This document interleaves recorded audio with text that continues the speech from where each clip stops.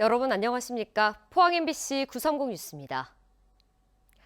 철강 산업단지 인근 주민의 72.4%가 기존 용광로를 수소환원 제철소로 바꾸는데 찬성한다는 조사 결과가 나왔습니다. 단순히 환경을 보호하자는 차원이 아니라 지역 경제가 살기 위해 탈탄소가 필수적이라고 보고 있는 건데요. 박성아 기자가 보도합니다. 내년부터 유럽연합에 수출하는 철강 제품에 본격적으로 탄소세가 부과됩니다. 전 세계적으로 탄소를 규제하는 장벽이 높아지는 가운데 우리 정부도 2050년까지 석탄 대신 수소를 사용하는 수소 환원제철 기술을 도입하겠다는 목표를 세웠습니다. 생존의 갈림길에 선 철강 도시 주민들은 어떻게 생각할까? 기후솔루션이 한국리서치에 의뢰해 포항, 광양, 당진 등 제철소 인근 주민 2,500여 명에게 물었습니다. 응답자의 72.4%가 수소 환원제철 설비로의 전환에 찬성했습니다. 특히 이 가운데 절반인 33.7%가 가능한 한 빠르게 추진해야 한다고 답했고 반대 의견은 10%에 그쳤습니다. 이유로는 탄소 배출을 줄이기 위해 꼭 필요해서라는 답변이 가장 많았지만 수출 경쟁력 확보나 국제 무역 규제 대응 같은 경제적 이유도 절반 수준에 달했습니다. 주민들이 친환경 전환을 환경 문제이자 경제 생존의 문제로 인식하고 있는 겁니다.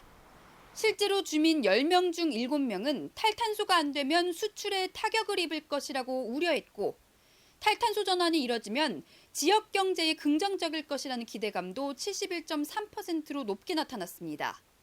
정부의 역할에 대해선 아쉬움을 드러냈습니다. 정부가 지금보다 더 많은 예산을 투자해야 한다는 의견에 76.6%가 철강 산업의 중요성에 비해 정부 지원이 충분하지 않다는 지적에 61.9%가 동의했습니다. 상용화 단계까지 가기 위한 장기적인 지원은 정부 지원이 전무하다고 볼 수 있고요. 수소나 재생에너지 등에 대한 인프라 구축이 지금 굉장히 속도가 더디고 지원이 충분하지 않다고.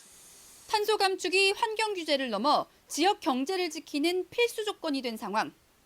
정부와 정치권의 구체적인 해법이 시급해 보입니다.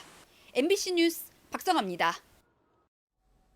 포스코는 이딴 안전사고로 근로자 인명피해가 연이어 발생한 책임을 물어 이동열 포항제철소장을 보직 해임했습니다. 포스코는 후임 포항제철소장은 새로 선임하지 않고 이희근 사장이 직접 제철소장을 겸임하면서 최근 인명사고에 대한 철저한 원인 규명과 재발 방지를 위한 근본적인 대책 마련을 지휘할 것으로 알려졌습니다. 한편 이희근 포스코 사장은 지난 21일 사과문을 내고 지난 20일 포항제철소 현장에서 청소 작업 중 불의의 사고로 포스코와 관계사 직원분들에게 안타까운 일이 발생했다며 사고를 당하신 분들과 가족분들에게 머리 숙여 깊이 사과드린다고 밝혔습니다. 이어 연이어 발생한 안전사고로 인해 많은 분들에게 심려를 끼쳐드린 점에 대해 대표이사로서 무거운 책임을 통감한다며 이러한 사고가 다시는 발생하지 않도록 회사의 모든 역량을 집중하겠다고 밝혔습니다. 더불어민주당 오중기 포항 북구 지역위원장은 지난 19일 김민석 국무총리를 만나 영일만대교에 조속한 착공을 위한 전폭적인 지지를 요청했습니다. 오 위원장은 이 자리에서 영일만대교는 포항과 동해안 주민들의 미래가 걸린 생존권 사업이라며 내년도 예산안 반영 시기가 골든타임이라고 강조했습니다. 영일만대교는 포항 시민들의 10년 수건으로 동해안권 물류산업 인프라 혁신의 핵심 사업으로 꼽히고 있습니다.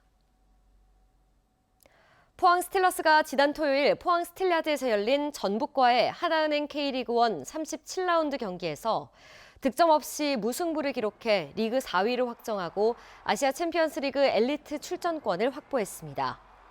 포항과 전북은 일진 1퇴를 거듭하며 수준 높은 패스 축구를 선보였지만 포항 황인재, 전북 송범근의 선방이 이어지며 골사냥에는 실패했습니다. 포항은 오는 30일 강원 하이원 아레나에서 강원FC를 상대로 올 시즌 마지막 경기를 치릅니다. 이상으로 포항 MBC 930 뉴스 마칩니다. 시청해주신 여러분 고맙습니다.